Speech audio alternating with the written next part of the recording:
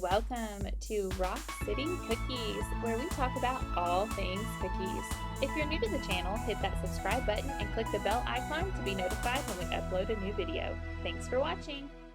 Hey, sweet friends, and welcome to our YouTube Chats series. So in this new series, we are going to talk through some of the troubleshooting questions that I get asked often. For those of you who comment or send an email, I most definitely do my best to try to answer those, not always in the most timely manner, but I do try to answer them when I can. But I was thinking that because I get asked similar questions, and because when one person has an issue, I know that it can be an issue for others as well, I thought it might be great to come on here and kind of start a series where we just sit down and we talk about some of the troubleshooting problems that you may have. So today I was just going to bring in one question that I've gotten recently and just kind of discuss it with you guys and try to help you if you too have this issue. So the question I received said, "Hi, I recently made sugar cookies and decorated them with royal icing, but the icing ended up looking like ripples. What could have caused this?" And on the screen, I'm going to put up some pictures of this problem happening to other people so that you know what it looks like. If your cookies turn out like this is what you need to do. So if you are having this issue where you go to flood your cookies, they look great, you put them away, you come back to check on them later, potentially even the next day, and they're having these kind of ripples in your icing, the problem is probably related to the lack of airflow during the drying process. So allow me to explain why ensuring airflow is important in the process of drying cookies, specifically cookies with royal icing on them. So royal icing is a popular choice for doing decorated sugar cookies because of its smooth texture and its ability to harden. If you're using buttercream or other icing choices like a glaze, sometimes you may not have that really hard finish that you get with royal icing that protects the work that you've done. So that's why we choose royal icing when we decorate our cookies. All of my cookies are done in royal icing. However, the drying process plays a crucial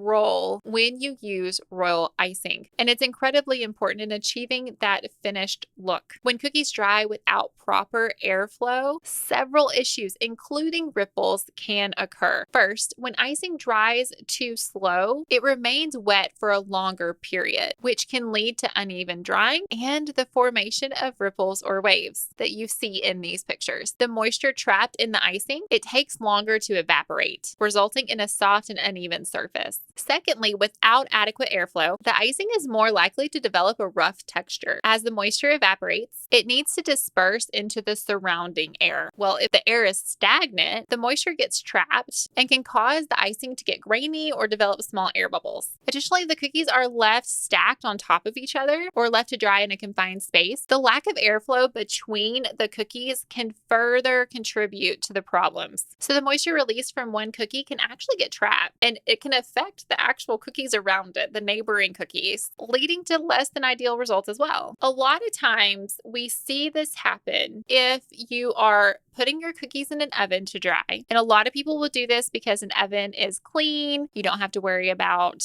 kids. You don't have to worry about pets. You don't have to worry about, little things getting on your cookies. It's a confined space. So sometimes we will see this happen when people go to put their cookies in an oven to dry. If you close the oven door and you don't have any airflow in there, you are most likely going to see the ripples happen. And I do know that some people worry that if they move their cookies or if they touch their cookies too soon while they're drying, that can happen. The ripples can happen, but that's really not the case. If you move your cookies too soon while they're drying, you get cracks in your cookies, not ripples. Literal cracks in your royal icing, but not ripples. You can also see people have this issue when they are using a dehydrator. And even though they have airflow in the dehydrator, the actual air is flowing inside of that dehydrator. Sometimes if your cookies are too close together on your dehydrator trays, it still doesn't provide an accurate airflow in that system. And so you might have that issue as well in your dehydrator. So just make sure that if you're using a dehydrator, which is perfectly fine, a lot of people use dehydrators, just make sure that your cookies are spaced enough that you do have airflow in that dehydrator as well. If you're drying your cookies in an oven, just make sure that the oven is cracked open far enough that you have airflow inside of your oven as well. Oh, and also, if you're just drying them on your table and maybe you have them stacked on trays, sometimes this can happen if your stacks are too close together and you're not getting adequate airflow in between the trays. Wherever you're drying your cookies and you are having this issue, just look at how you're drying them and just make sure you have space in between your pans, you have the oven door open enough, you have space between your cookies, things along those lines, and all of that will help.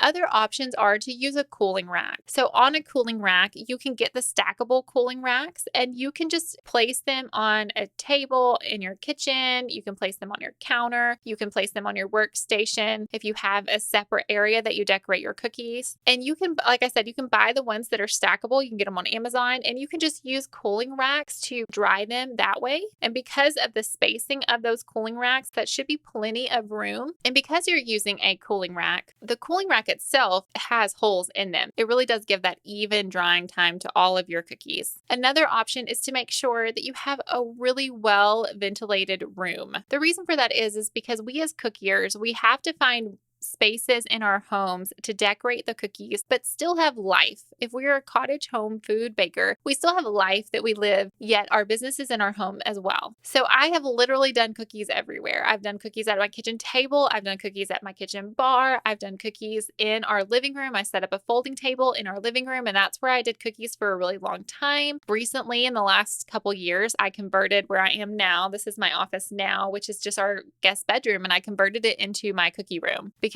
I do cookies every day. We had guests just a few times a year. So to me, it just was more worth it to use this guest bedroom as my actual cookie room and use it for my business than it was to just have for the occasional guests that we had. But sometimes people they convert closets and they work in their closet, and that's where their decorating space is. Some people have, made other areas in their home work for them in their business. And that can kind of lend itself to maybe not being the best space for ventilation. So just make sure if you're doing your cookies in a certain area that you are choosing a well-ventilated place for them to dry. That doesn't mean you can't decorate your cookies in that converted closet. It just means that when they're drying, make sure that they have plenty of air ventilation. And even in a small space like a closet makeover, you can do that just by simply bringing in a fan. And that fan blowing on your cookies will help to increase that ventilation in that room. By the way, even here in this guest bedroom that I've converted, I always have a fan blowing on my cookies. Always. Avoid stacking your pans too close together. As I mentioned, make sure that if you are stacking, so some people, and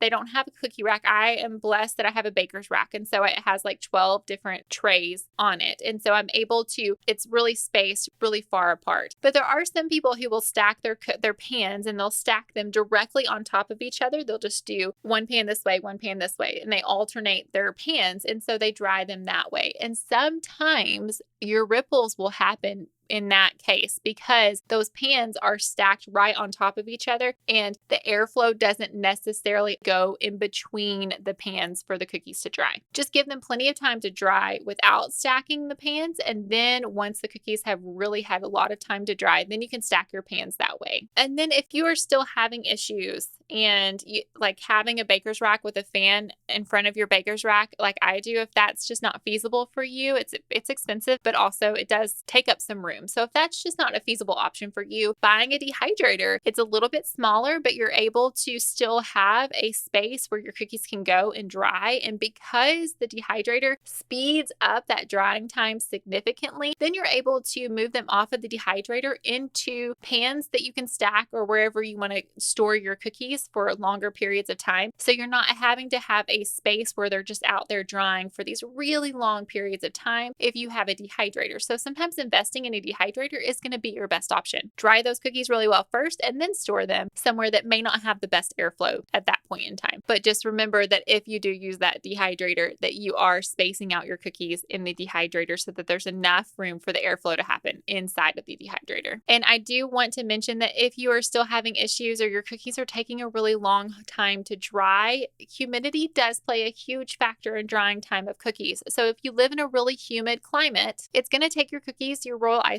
longer to dry. Sometimes buying a dehumidifier is the way to go. Lowering the humidity helps the icing to dry faster, and it reduces the chances of ripples or other imperfections like cratering and all of that kind of stuff. So if you live in a humid area, it might be worth it to invest in a dehumidifier. really each of your environments is unique. So I don't have a one size fits all answer to this problem. But hopefully, if you are having ripples or waves in your icing, hopefully by troubleshooting one of these tips, you're able to solve your own personal issue, because nothing is more frustrating than having a perfectly flooded cookie and then coming back later and seeing those ripples. It's devastating. The number one thing that you need to do if that happens to you is look at how your cookies are drying. Ensure that you have adequate airflow, whatever that looks like. Thanks so much for watching, sweet friends, and I'll see you in the next one. Bye-bye.